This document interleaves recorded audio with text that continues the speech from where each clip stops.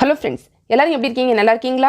இன்னைக்கு நம்மளோட Shiji தமிழ் சேனல்ல நம்ம வந்து பார்க்கக்கூடிய வீடியோ என்னன்னா YouTubeல வந்து ரொம்ப மிகப்பெரிய ஒரு அப்டேட் ஒன்னு வந்திருக்கு. அத பத்தி தான் இந்த வீடியோல நம்ம வந்து பார்க்க போறோம். அதாவது பாத்தீங்கன்னா YouTube வந்து அவங்களோட டர்ம்ஸ் ஆஃப் சர்வீஸ் வச்சிருக்காங்கல, அதுல வந்து ஒரு அப்டேட் வந்து கொடுத்திருக்காங்க.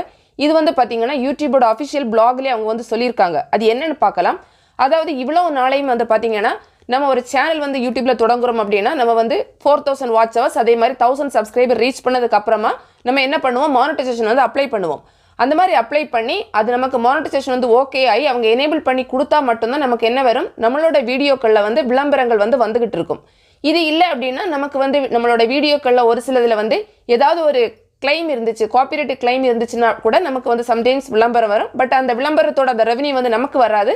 யார் வந்து claim பண்ணிருக்காங்களோ அந்த ஓனருக்கு வந்து போயிடும். இதுதான் நமக்கு வந்து தெரிஞ்ச ஒரு விஷயம்.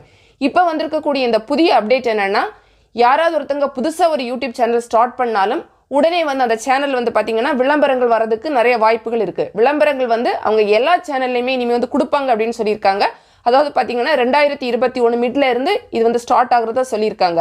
சோ நம்ம சேனல் வந்து மானிடைசேஷன் வந்து எனேபிள் ஆனாலும் சரி எனேபிள் ஆகாம இருந்தாலும் சரி நம்மளுடைய சேனல்லையும் கட்டாயமா விளம்பரங்கள் அப்படிங்கிறது வரும்.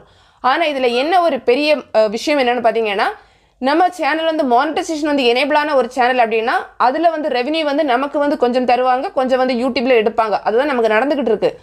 ஆனா இந்த புதிய முறைப்படி வந்து விளம்பரங்கள் வந்து கொடுக்கும்போது என்ன நடக்கும்னா மானிடைசேஷன் வந்து எனேபிள் ஆகாத ஒரு சேனல்ல விளம்பரங்கள் வருது ஷோ ஆகுது அப்படினா அதுல வரக்கூடிய ரெவென்யூ வந்து எந்த ஒரு பங்கும் அந்த சேனலுக்கு வந்து கிடைக்கவே கிடைக்காது. முழுக்க அது வந்து YouTubeல அவங்க வந்து எடுத்துப்பாங்களே தவிர அந்த சேனல்காரங்களுக்கு கொடுக்கவே மாட்டாங்க. ஏன்னா அந்த சேனல் வந்து இன்னுமே வந்து எலிஜிபிலிட்டி ரீச் பண்ணல.